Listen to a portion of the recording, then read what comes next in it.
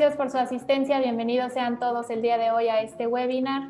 Es un gusto estar con ustedes y para inaugurar este evento voy a ceder la palabra a la maestra Silvia Schmelkes, vicerrectora de la Universidad Iberoamericana, quien nos dará un mensaje inaugural.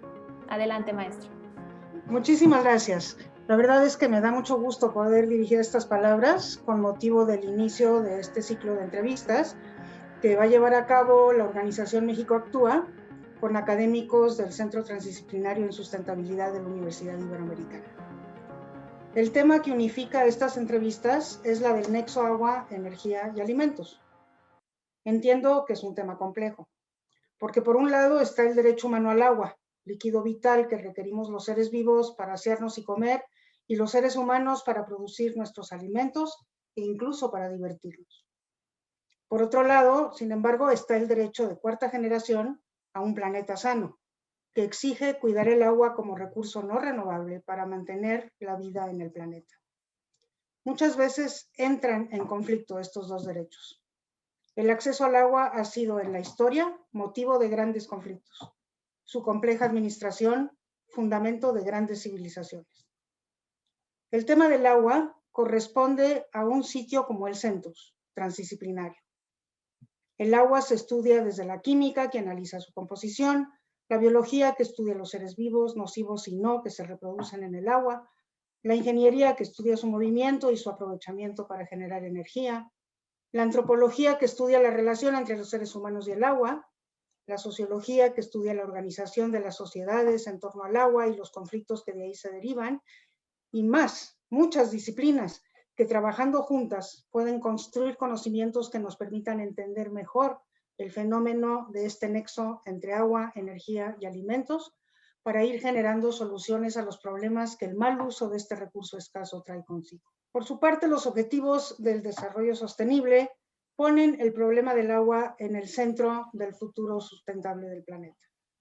El 6 trata directamente sobre el agua limpia y el saneamiento, pero la eliminación de la pobreza, el hambre cero, la salud y el bienestar, la energía no contaminante, las ciudades y comunidades sostenibles, la producción y el consumo responsables, la acción por el clima, la vida submarina, los ecosistemas terrestres, incluso la paz, están todos estrechamente vinculados con el tema del agua. Tan es así que el objetivo 4, el de la educación, no puede prescindir de educar para el uso racional del agua. Yo me encuentro en estos momentos copresidiendo un grupo mundial de expertos sobre el papel de las universidades en los objetivos del desarrollo sostenible. Y encuentro que esta serie de entrevistas constituye un ejemplo de lo mucho que pueden y deben hacer las universidades para contribuir protagónicamente a la evolución humana hacia los propósitos de la Agenda 2030. La verdad es que celebro que se lleven a cabo estas entrevistas con nuestros excelentes académicos del centro. Espero que sean ampliamente difundidas. Los felicito por la iniciativa y muchísimas gracias por permitirme estar en su arranque y en esta primera entrevista. Muchas gracias, maestra. Muchas gracias, Silvia. Bueno, yo rápidamente voy a dar inicio simplemente presentando a Lorena Macías, quien es fundadora de México Actúa y actual directora de este organismo. Ella es egresada de la Ibero, entonces, bueno, pues estamos en casa. Muchas gracias, ella fue la que, digamos, elaboró esta iniciativa y nosotros respondimos a ella con mucho gusto. Y bueno, hoy vamos a tener la participación de la doctora Adriana Flores y del doctor José Alberto Gallardo, ambos biólogos, ambos de la UNAM y académicos de tiempo completo del Centrus. No hacen lo mismo. Adriana es especialista en agua, Beto más cuestiones forestales y percepción remota, pero bueno, creo que son los candidatos ideales para el tema que nos ocupa hoy. También nos acompaña el maestro José Antonio Morfín, que es el director divisional de donde está alojado Centrus, la División de Ciencia, Arte y Tecnología. Y bueno, si le da tiempo, le pediré al final que nos clausure el evento, pero si no, bueno, ya no tomo más tiempo. Adelante, Lore. Muchas gracias, José Alberto. Sí me gustaría extender, si gustaría darme un mensaje al doctor Morfín, de saludo, de bienvenida. Adelante. Muchas gracias. Pues Me uno a las palabras de la maestra Schmelkes en el sentido de la importancia que tiene para la Ibero, y no solo para la Ibero, pues esto tiene que permear hacia todos lados, toda la temática que hay alrededor del agua, la energía, son temas que deberían de estar en la agenda de todo mundo, de toda organización. Sabemos que el tema de la sustentabilidad ambiental es fundamental para el futuro de la humanidad y de pues, la forma en la que vamos a poder desarrollarnos nosotros dentro de una sociedad en donde reine de alguna manera cierta armonía que hemos roto con nuestras propias acciones. No quiero quitarles más el tiempo a nuestros ponentes, entonces pues, adelante, muchas gracias. Agradezco mucho sus palabras, agradezco a la presencia de la maestra Silvia Schmelkes, de ustedes, de los doctores José Bonifín y José Alberto Lara. Muchas gracias a la Ibero, en particular a Centrus. Es un gusto para México Actúa llevar esta iniciativa de la mano con ustedes. Les doy la bienvenida a todos a este nuevo ciclo de entrevistas Conversar para Inspirar, en donde el objetivo es hablar con expertos de las diferentes áreas del nexo agua, energía y alimentos. En este ciclo conversaremos sobre los enfoques transdisciplinarios como herramienta para cerrar la brecha de la desigualdad entre los sistemas humanos y ambientales.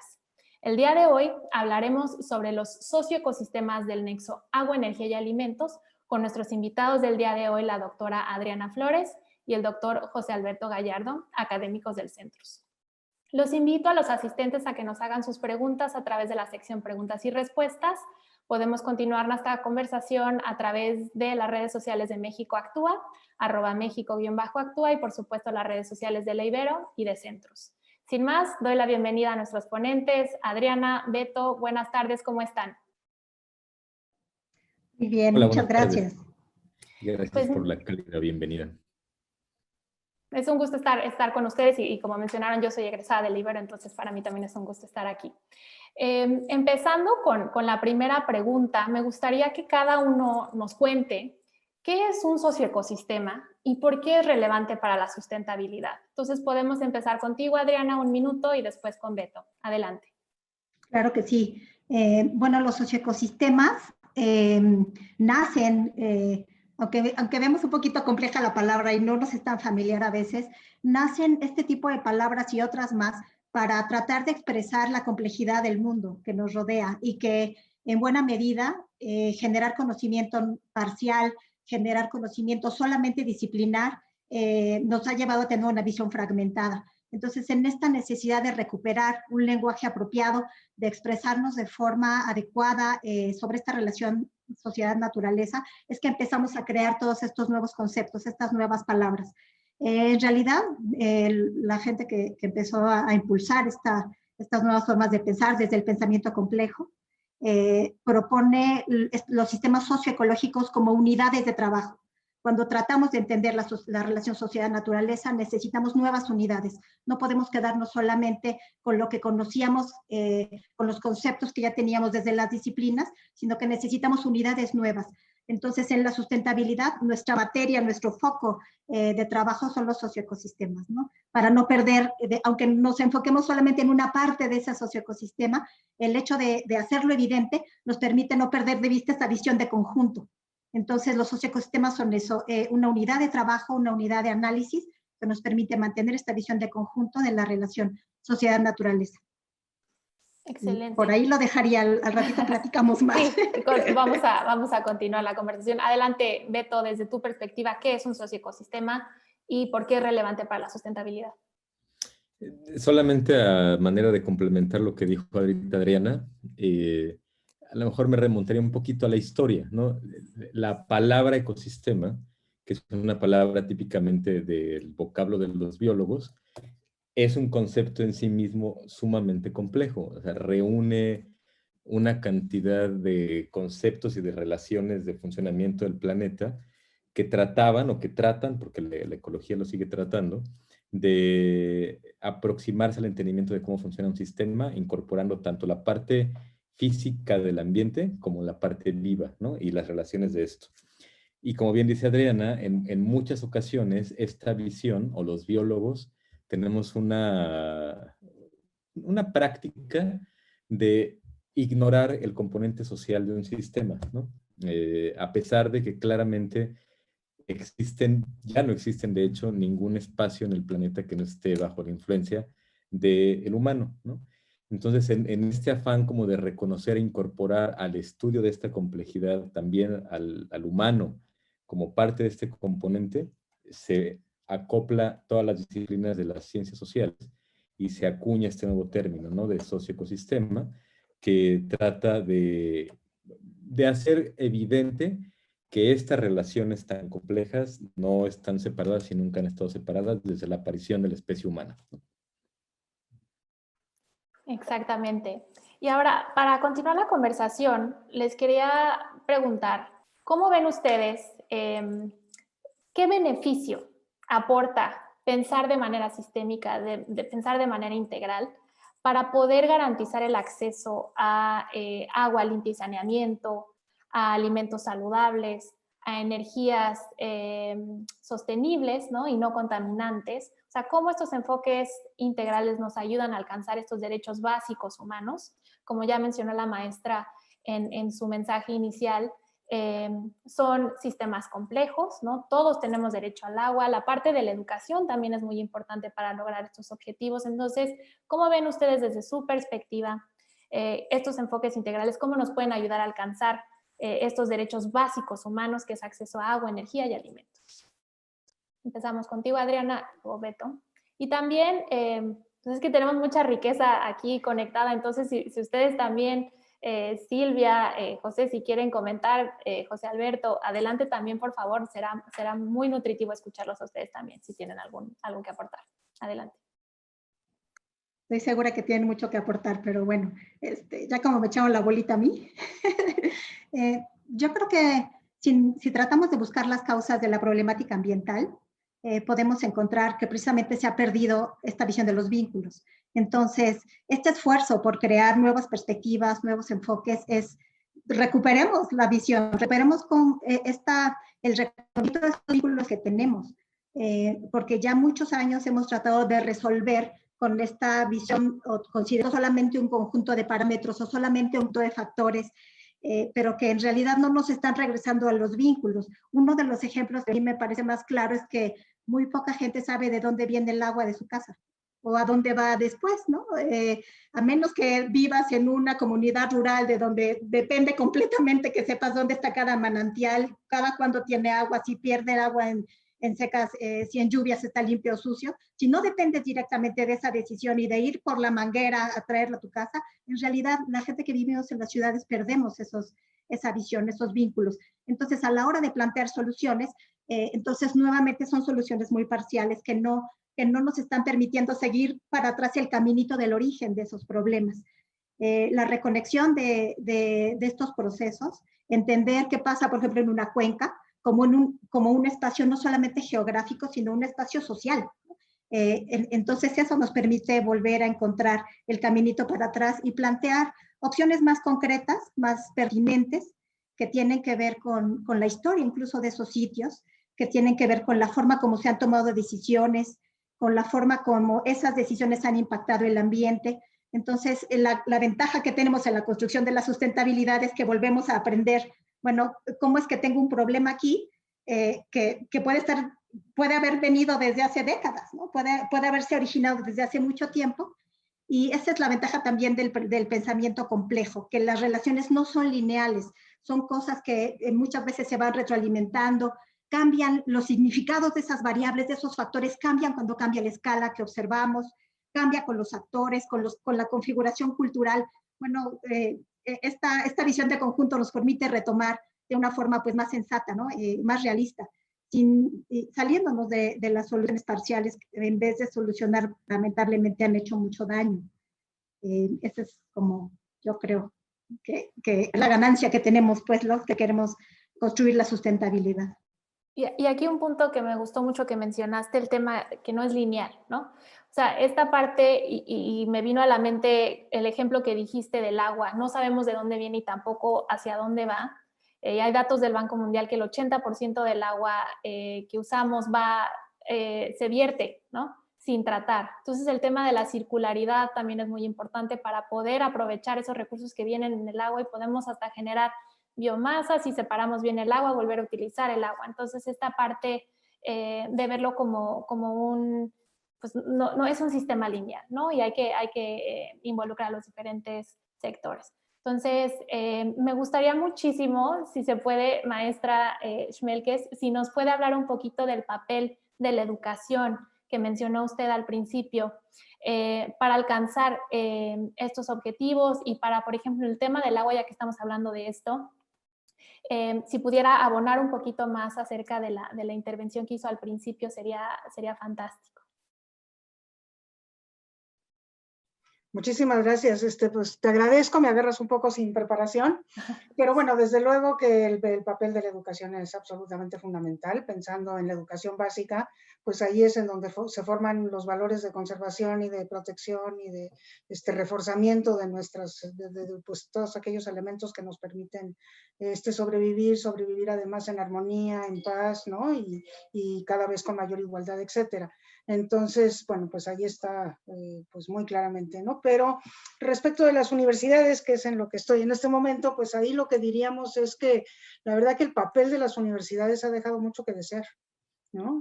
Como que tendrían que tener un papel muchísimo más protagónico, tendrían que orientar la docencia, la investigación, desde luego la vinculación, pues muy claramente hacia los objetivos de desarrollo sustentable, porque ahí es donde se hace la investigación, porque la sociedad confía en ellas, porque tienen una serie de ventajas que en los hechos no están aprovechando, ¿no? Entonces, este año, en octubre, va a ser la Conferencia Internacional de Educación Superior, que se hace cada 10 años, y entonces la idea es simbrar un poquito a las universidades, ¿no? Para que se pongan a pensar en este asunto y aunque no se les está pidiendo que solamente destinen su investigación y su docencia a los objetivos de desarrollo sustentable, sí se les está pidiendo que lo pongan en una alta prioridad, que el desarrollo científico, la generación de nuevos conocimientos está orientada hacia eso. Y entonces, bueno, para eso tienen que hacer cambios las universidades, cambios muy importantes, ¿no? Por ejemplo, uno de ellos, del Centrus es manifestación muy clara, es la transdisciplina. Por esto que acaba de decir Adriana, es tan compleja la situación que si no la abordamos desde perspectivas complejas, con múltiples disciplinas, cada quien aportando lo propio y generando juntos conocimientos nuevos, pues no se va a poder, y las universidades no están hechas para la transdisciplina, ¿no? Ese es un problema, están hechas por departamentos, están divididas en silos. Entonces, bueno, ese es un primer cuestionamiento. El otro cuestionamiento tiene que ver con la hegemonía del conocimiento occidental sobre otros conocimientos, ¿no? O sea, conocimientos tradicionales que pues han probado ser mucho más útiles al planeta y a la sustentabilidad por mantener la biodiversidad, por mantener una relación armoniosa con la naturaleza, y pues están vedados en las universidades porque el conocimiento científico se contrapone innecesariamente a este tipo de conocimientos. Entonces también es un llamado a las universidades a abrirse a otras formas de ver el mundo y a otras formas de relacionarse con la naturaleza. Y bueno, desde luego una cosa que tiene mucho que ver con el objetivo de ustedes, ¿no? O sea, tienen que abrirse las universidades al vínculo con todo tipo de instituciones, agencias, empresas, otras universidades, gobiernos, etcétera.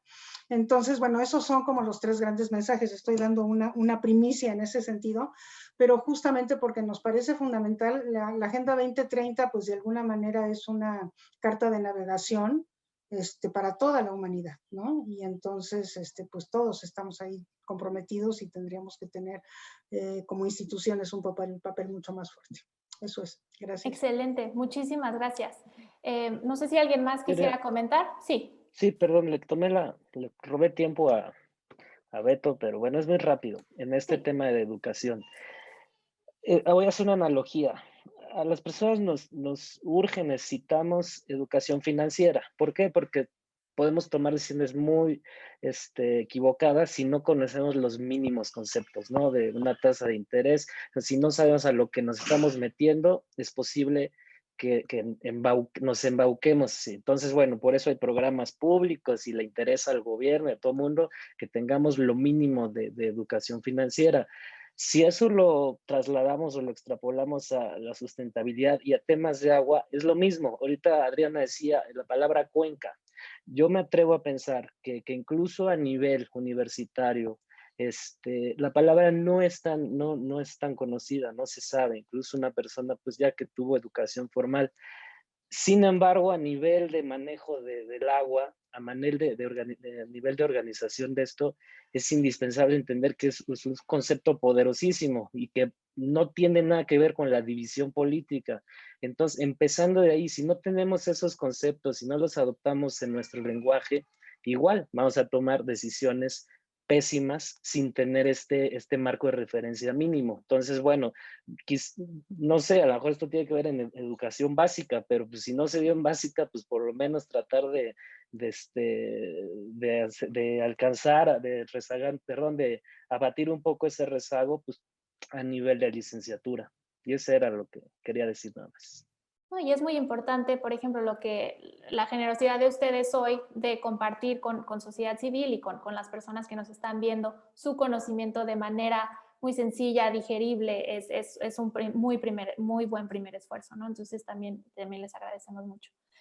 Ahora sí, Beto, nos pudieras decir, ¿cómo ves tú el beneficio de este enfoque integral y cómo estos enfoques nos ayudan a garantizar los derechos básicos humanos de agua, energía y alimentos? Bueno, el beneficio como tal, lo bueno de hablar después de Adriana es que estoy de acuerdo con todo lo que dice. Pero lo que yo también me gustaría hacer es complementar a lo mejor un poco las causas por las cuales tenemos que abonar a romper con esta tradición de seguir haciendo las cosas de manera compartimentalizada, ¿no? Que es el reconocimiento de que la visión compartimentalizada de la toma de decisiones en el mundo es el causante, ¿no? La causa principal del deterioro socioambiental que estamos viviendo en la actualidad. Y eso se refleja en un montón de cosas, incluso en los objetivos del desarrollo sostenible, ¿no? O sea, seguimos poniendo objetivos como si fueran de manera independiente. Y no es así, ¿no? O sea, incluso avanzando un poco más allá en visiones que son más frescas y más novedosas, esa visión y esa práctica la seguimos arrastrando. Y sí tenemos que hacer un esfuerzo por esto que decía la maestra, de tratar de romper los paradigmas y tratar de crear mecanismos de muchas cosas dentro de la sociedad que tengan una visión más integral. Yo recuerdo mucho una plática que tuve con Javier Riojas en alguna ocasión, que decíamos, creo que la mejor manera de hacer política ambiental sería desaparecer la Semarnat, ¿no? Porque eso te llevaría a la necesidad de crear instituciones ambientales en todas las secretarías, ¿no? Que la sustentabilidad sea transversal y no solamente que sea como una entidad, ¿no? Ahí aislada, en donde metes a los ambientalistas, les das 3 pesos y haces como que estás haciendo una toma de decisiones en donde tomas en cuenta la parte ecológica, ¿no? Sino realmente hacerlo una cuestión transversal hacia todos los ejes del gobierno. Lo mismo creo que debería de ocurrir en las universidades. En las universidades debería de haber materias transversales que operen en todos los niveles educativos, ¿no? Licenciatura y posgrados, y que sean un cuerpo común de conocimiento dentro de la gente que está formándose. Y esa misma visión yo me atrevo a decir que debería de operar en todas las cuestiones que estemos haciendo a la sociedad.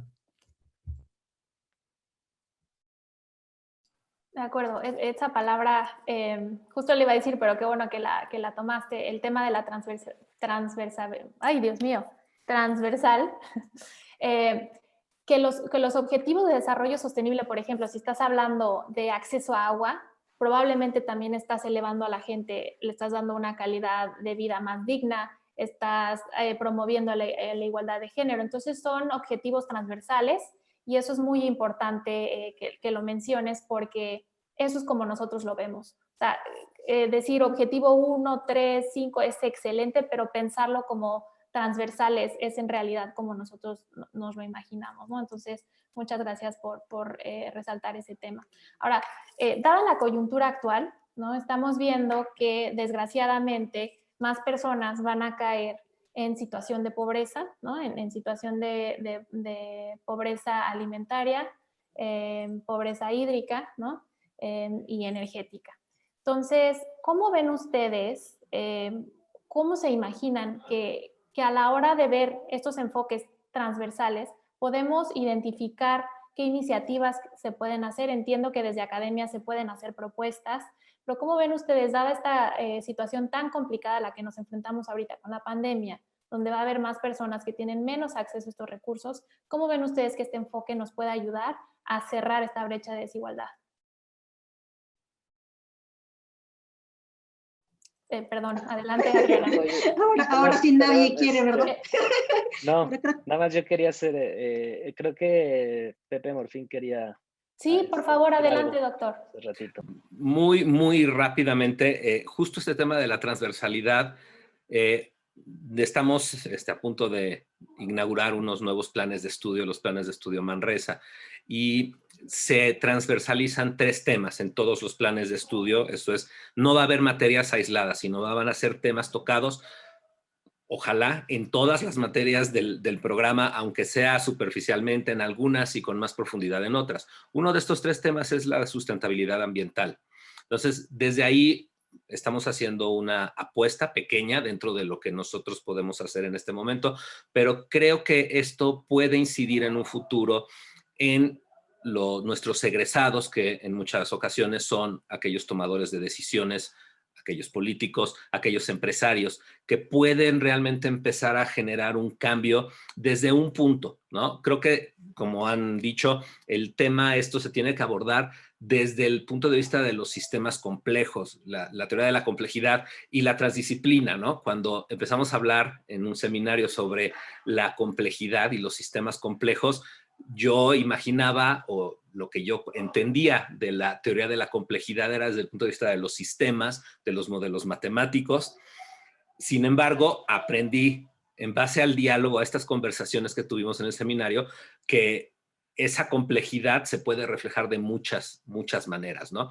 Cuando hablaba Beto Gallardo sobre el tema de los ecosistemas, o sea, yo me proyecté al pasado, a la teoría general de sistemas, que cuando yo estaba estudiando era una de las formas, de las herramientas más útiles para poder entender el comportamiento, en este caso, de sistemas a lo mejor administrativos o de ingeniería o cosas por el estilo. Pero todo está entrelazado y eso es algo que creo que desde Centrus, con la llegada de Centrus a la división, nos han abierto los ojos y hemos empezado a entender que todas las disciplinas están relacionadas y que la solución para poder llegar a algo mejor tiene que partir de la transdisciplina, tiene que partir del entendimiento común de los objetivos. Y bueno, como ya lo han dicho, los objetivos 2030 son la ruta para poder llegar a esto.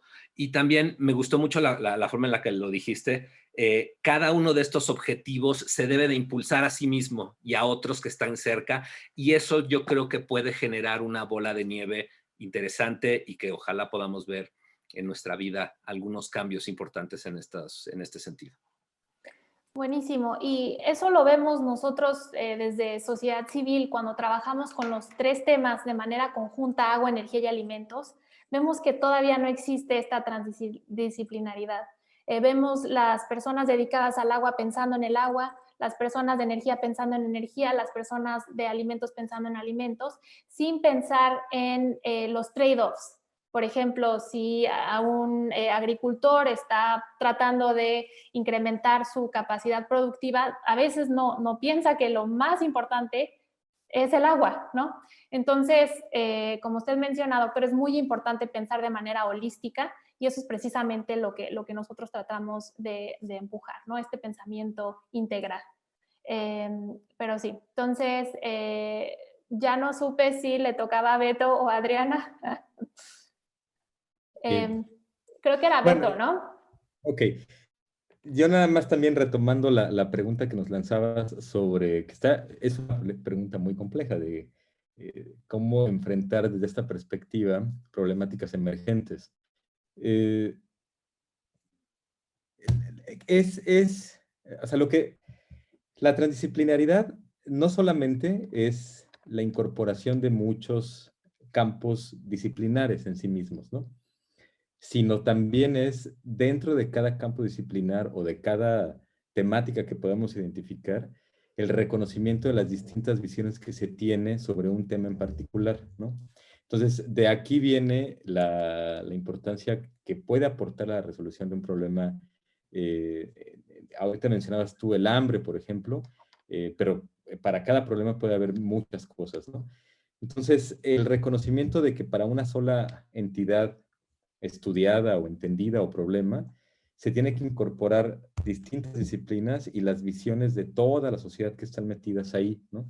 Entonces, solo así se puede construir una posible solución que aborde las diferentes temáticas y las distintas visiones de la gente que esté involucrada en todo eso, ¿no?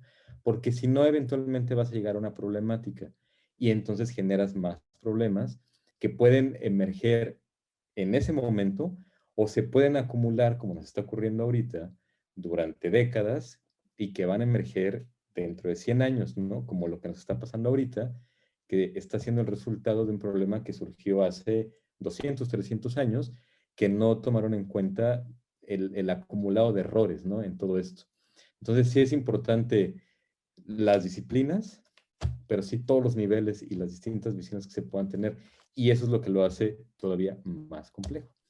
Exacto. Entonces, si te entendí bien, lo que tú propones es que para llegar a una solución que sea realmente efectiva se tienen que involucrar a todos los sectores, ¿no? Para que realmente se entienda la problemática raíz y con base en eso crear una estrategia con todos los actores relevantes, ¿correcto? Y que cada quien de la orquesta toque lo mejor que pueda la parte de la partitura que le corresponde, ¿no?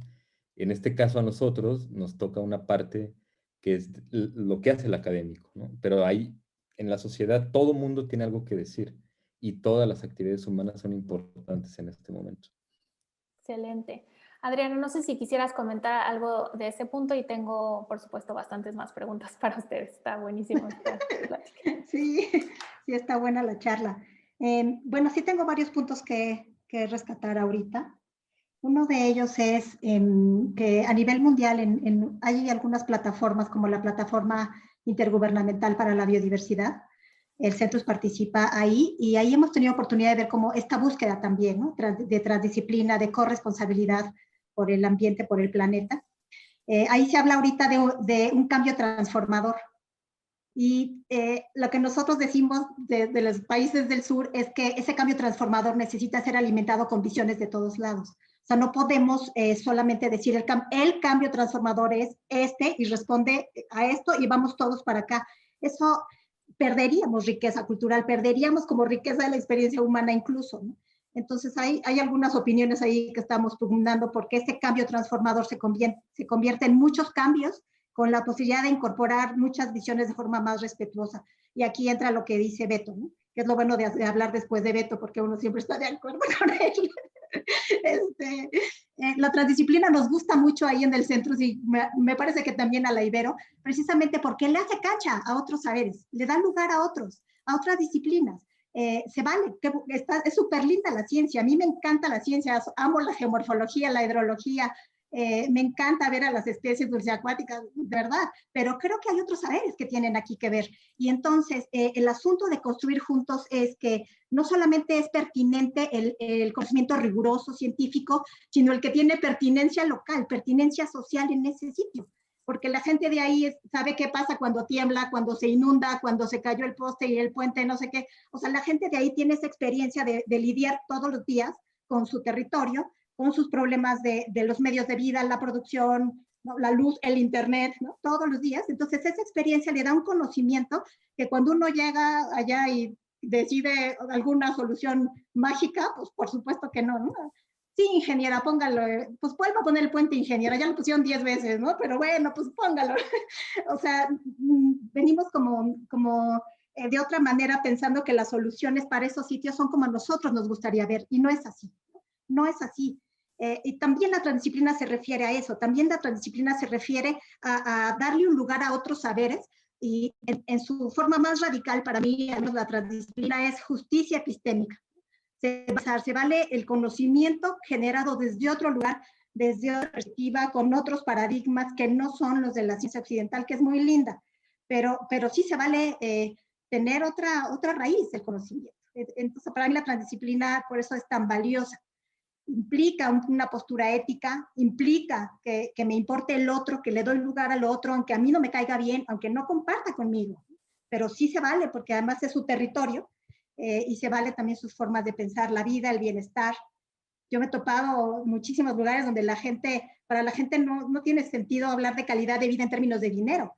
Hay pueblos que me han tocado donde la calidad de vida tiene sentido en términos de, aquí ya no hay violencia, antes venían los del pueblo vecino y se mataban con los de aquí y los de aquí iban a matar a los de allá, y ahora ya no hay esa violencia, entonces ya tenemos una buena vida, pero no te dicen nada de dinero o piso de cemento, ¿no? O sea, claro, sí queremos un bienestar general para todos, pero ese concepto de la buena vida de verdad también cambia y también se vale.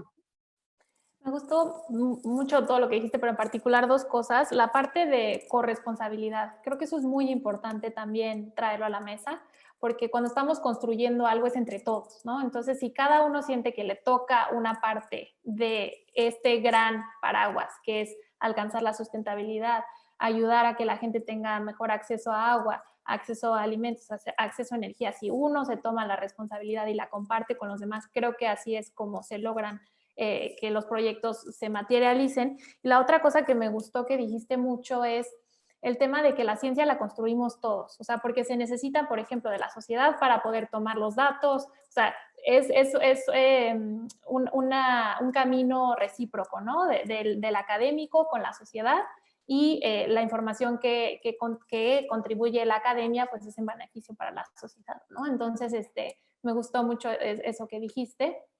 Y ahora, pasando a temas como... Sí, adelante, Perdón, adelante. es que nada más quería decir algo muy Sí, rápido. Una anécdota para ilustrar lo que dice Adriana. sí. Alguna vez fui a Cabo Pulmo a hacer trabajo de campo. Cabo Pulmo es un área natural protegida que fue declarada por la misma comunidad. Ellos eran pescadores y después iniciaron toda una estrategia de ecoturismo. Y yo le pregunté a todos se apellidan Castro ahí, porque son hermanos. Entonces le pregunté a uno de los Castro que si estaban mejor ahora que antes. Y me dice, pues tenemos más dinero, pero pues yo me la pasaba más a gusto antes. Esa fue su respuesta. ¿Por qué crees que esa fue la respuesta?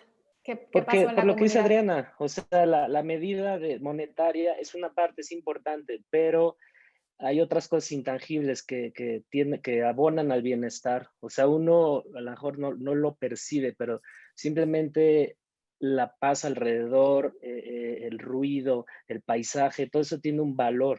Y de hecho lo puedes monetizar. O sea, ¿por qué cuestan tanto las propiedades que tienen ciertos atributos alrededor? Pues por eso, porque es una internalización de esos costos. Pero eso te lo puede responder pues, cualquier persona, hasta el más capitalista de los capitalistas, le das atributos no intangibles a valores no intangibles, pero que valen, que sabes que valen. Claro. Y a mí el concepto que me gusta mucho también es uno impulsado por la Organización Mundial de la Salud, que es una salud, ¿no? O sea, si cuidamos la salud del planeta, cuidamos la salud de los animales, de las plantas, de los humanos, ¿no? Así cuidamos también los recursos naturales, agua, energía y alimentos. Entonces, somos un planeta, una salud. Entonces, ese concepto también holístico nos gusta mucho. Creo que Beto tenía algún comentario y luego Adriana. Sí, nada más, llevando un poco más allá estas ideas que hemos estado diciendo, tu pregunta versaba en torno a la solución de problemáticas, ¿no? Y yo empezaría un poco más atrás, que es la identificación de las problemáticas, ¿no? Desde ahí se tiene que arrancar, porque muchas veces llegamos con el problema que les queremos resolver, cuando no es un problema para la gente de cierto lugar, ¿no? El problema es para nosotros y queremos llegar a darle soluciones para nuestro problema e implementarlos allá. Entonces, ese es el típico caso del combate a la deforestación, ¿no? El combate a la deforestación es un problema de un segmento de la población que no siempre es de la gente que vive en donde se está llevando a cabo el proceso de la deforestación, ¿no? Para ellos es una solución, quitar los árboles es una solución, ¿no? A un problema económico que no pueden resolver de otra manera, ¿no? Para nosotros, que tenemos otra película es un problema, ¿no? Entonces, en la identificación del problema es en donde tiene que haber, desde ahí se tiene que arrancar con la compartición de visiones, porque si no, entonces llegamos a imponer soluciones a problemas no existentes y no van a funcionar, ¿no? Eso que acabo de decir es el caso de la selva lacandona, ¿no? Y podemos seguir haciendo soluciones que no van a tener futuro porque la gente que vive ahí no lo ve como un problema. ¿Y cuál sería una propuesta? Esto que estaba diciendo Adriana, ¿no? Perdón, ahorita, es en la construcción de las soluciones, incluir a todo el mundo y todos los saberes y todas las visiones, etcétera, para poder entonces identificar si efectivamente hay un problema o reconocer las diferentes perspectivas del problema en la sociedad y entonces salir con una solución que atienda, ¿no?, a las diferentes manifestaciones de un problema. En este caso, por ejemplo, el caso de la deforestación, el problema que tiene la gente que vive en la lacandona no es una falta de árboles, ¿no? Es un problema de acceso a condiciones mínimas de supervivencia, ¿no? Ese es el problema. Y la solución la encuentran vía la tala de los árboles y vía sobre todo de los subsidios que desde acá inventamos, ¿no? Que se los implementamos allá. El problema para nosotros es otro, ¿no? De otra complejidad. Entonces, si la solución la planteamos desde nuestra visión, vamos a llegar a una solución equivocada. Y cuando la implementemos allá, nos van a sacar a balazos y eso es lo que ha ocurrido desde hace ya más de 150 años en la región. Muy interesante lo que dices porque lo que están tratando de garantizar son sus derechos básicos humanos, ¿no?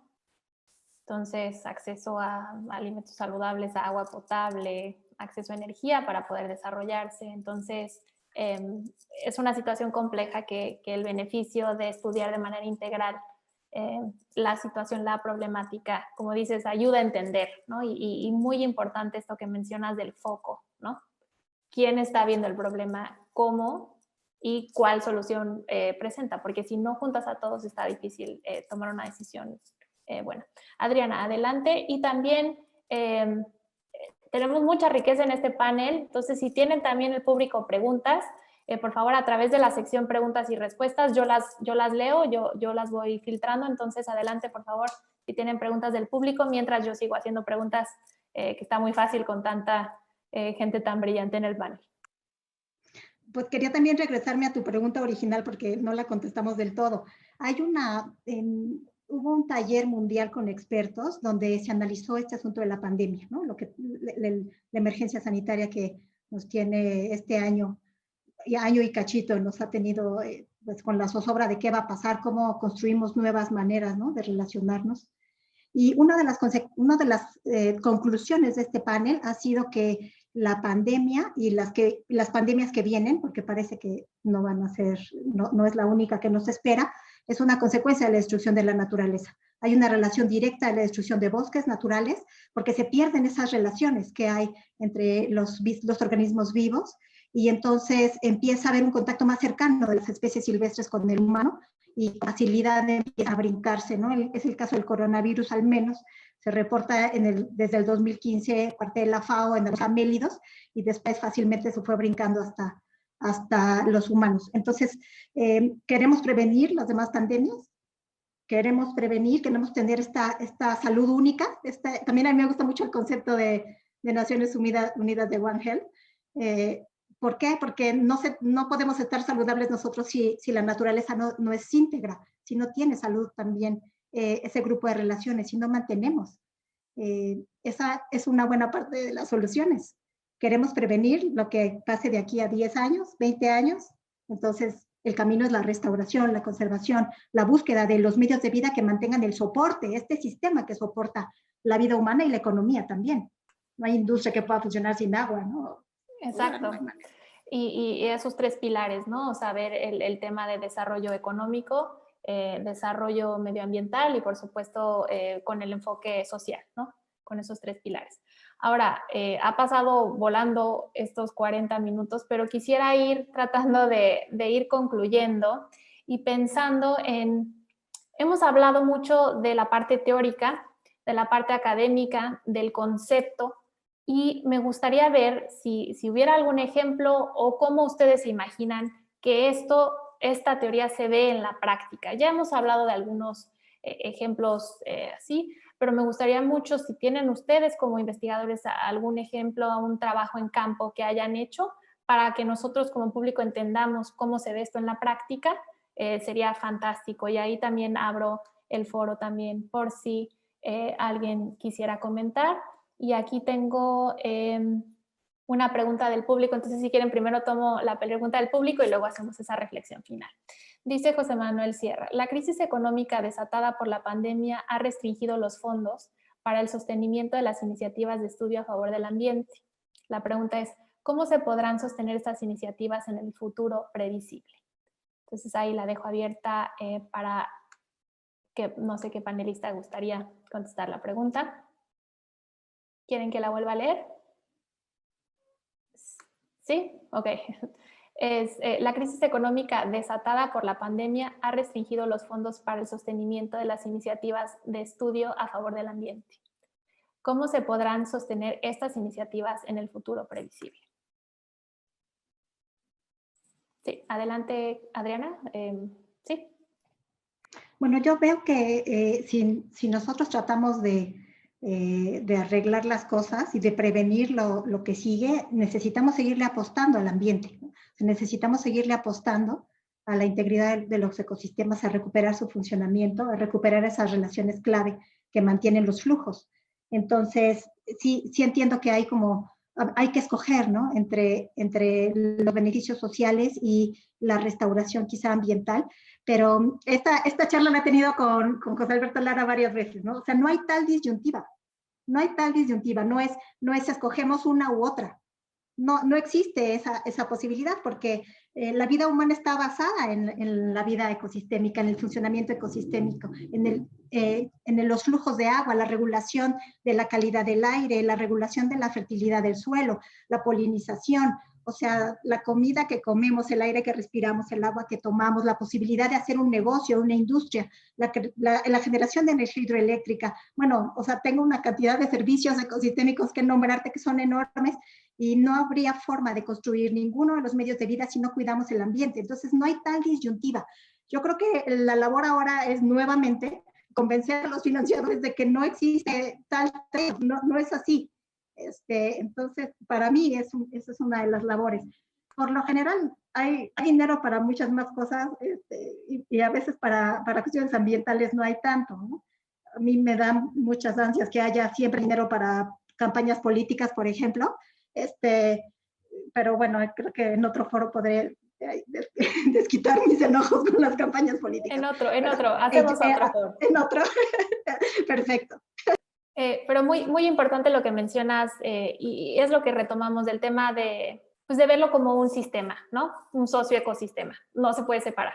Entonces, muy buen punto. No sé si alguien de los panelistas quisiera... sí, adelante, maestra, por favor. Yo aquí quisiera decir, aquí es donde tiene tanta importancia este asunto de las alianzas y de los partnerships, ¿no? Porque yo sí creo que podemos afirmar que en este momento la sustentabilidad no es una prioridad para México. La investigación para el desarrollo sustentable no es una prioridad para México. La política científica está orientada, pues aunque está dentro de la lista de las prioridades, claramente y declarativamente está para la salud no vista como una, sino vista como la salud humana, ¿no? O sea, entonces ahí está la prioridad y ahí es a donde en el mediano plazo van a venir las principales inversiones por parte del gobierno. Entonces, ahí es justamente donde el papel de las universidades, de la sociedad civil, de los empresarios, es absolutamente fundamental, tanto para conseguir fuentes de financiamiento alternas, digamos, porque ahí se están cerrando, como para hacer presión sobre las autoridades de manera que pues nos reconozcamos, o sea, reconozcamos las causas de fondo de estos problemas e invirtamos en ellas. Excelente. Y toca un muy buen punto, maestra, porque en nuestra tercera entrevista con académicos del Centrus hablaremos sobre políticas públicas. Entonces estaremos abordando la importancia también de involucrar al gobierno en esta toma de decisiones de política científica enfocada hacia el desarrollo sostenible. ¿Alguien más de los panelistas antes de ir concluyendo? Sí, José Alberto. Muy rápido sobre el mismo tema, retomando el concepto de One Health. Yo diría que es es un solo mundo, una sola cosa. El problema está dónde ponemos el umbral de qué le pertenece a cuál, y es el eterno dilema. O sea, es el eterno dilema económico, natural. Si tu comunidad lo ves como tu hogar, vas a ver por el bien de tu comunidad, vas a invertir los recursos que tengas por el bien de tu comunidad. Si tu hogar es un departamento, vas a ver por el bien de tu departamento. Si te cambian los vecinos, le vas a dar algo de recursos para mantener al edificio. El punto es dónde pones el umbral, dónde pones los derechos de propiedad. Hay herramientas económicas, legales que permiten hacer más eficiente eso, pero no todo tiene precio en el mundo y no tenemos esos sistemas y entonces sabemos que algunas cosas valen, pero cuando las metes al sistema económico ya no hace crash, entonces ya no se valoran con lo que se tiene que valorar. Es un problema, yo quiero pensar en parte de información, en parte de educación, en parte de integrar toda esta información y educación a nuestra toma de decisiones. Ya hay empresas que saben que si no se montan a este barco, pues van a perder, pero también pues es peligroso porque se dan cuenta y entonces dicen, bueno, a lo mejor en 20 años pierdo, pero pues mejor aprovecho estos 20 años para sacar todo lo que pueda. En sí, entonces es una mezcla compleja de cosas económicas, legales, entendimiento, educación. Digo, pues estoy diciendo todo y nada, pero bueno, cada uno tiene que aportar su partecita y recuperaría lo que dice Adriana, de estar dispuesto a escuchar, a nuestros amigos biólogos, a los politólogos, a los economistas, aunque no le caigamos bien a casi nadie, pero solo creo que tratando de abrir nuestra mente, nuestras fronteras, es como podemos llegar a una solución. Excelente, y nosotros desde México Actúa también creemos que esa parte de juntarte solo con la gente que piensa como tú, ahí no hay innovación, ¿no? La innovación viene cuando te juntas con gente de diferentes sectores que tiene diferentes puntos de vista. Esa es la riqueza de este trabajo transdisciplinar, ¿no? Y esta parte también que rescato de corresponsabilidad, como decías, ¿no? Si tú cuidas tu casa y cuidas tu comunidad, pues bueno, los proyectos podrán pues ser más exitosos. Ahora sí, para ir concluyendo, entonces retomo la reflexión final. Si tuvieran un escenario ideal en donde todo lo que hemos estado hablando ahorita, estos conceptos, esta idea de la transdisciplinaridad, ¿cómo se aterriza a la práctica? ¿O qué creen ustedes que se necesita para poder aterrizar esto en la práctica y verdaderamente ver que estos enfoques están caminando para beneficio de la sociedad? Entonces, ahí por supuesto dejo abierto a quien guste participar, pero empezamos con Adriana.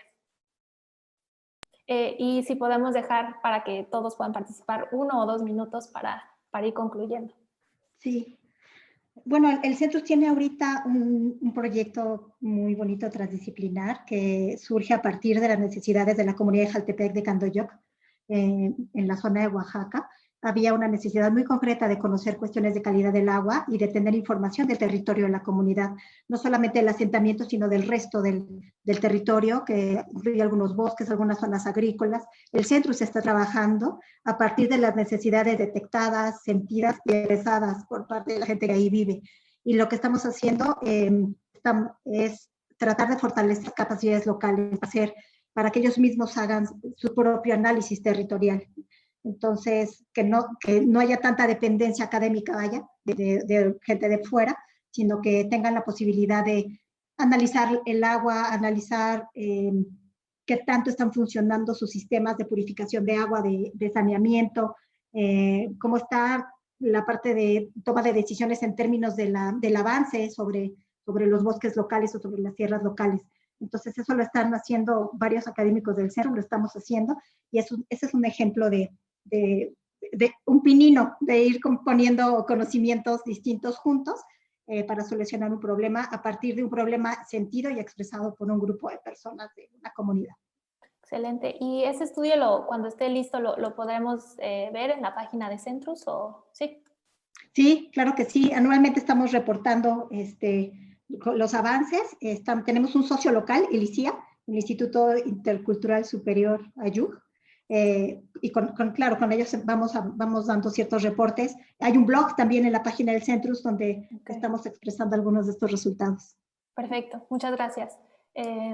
¿Alguien más?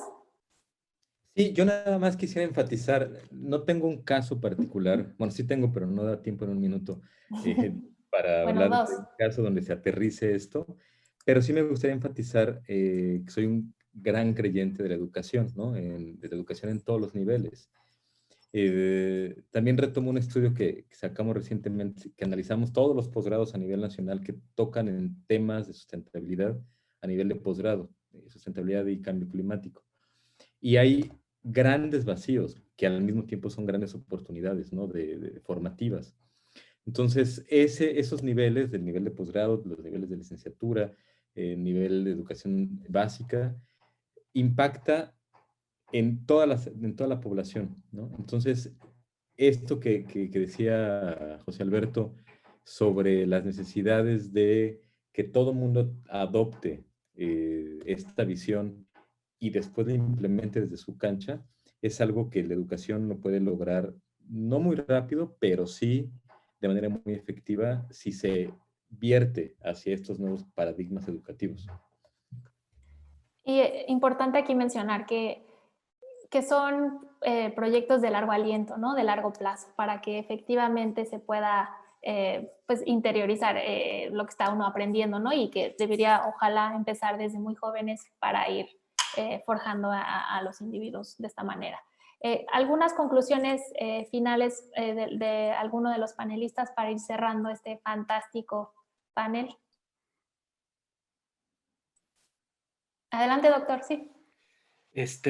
Bueno, a mí me ha parecido muy interesante, muy enriquecedor escuchar todas estas posturas. Tampoco tendría un caso particular que hablar, pero creo que en muchas disciplinas se están logrando avances importantes. Me gustaría terminar con un punto de vista optimista.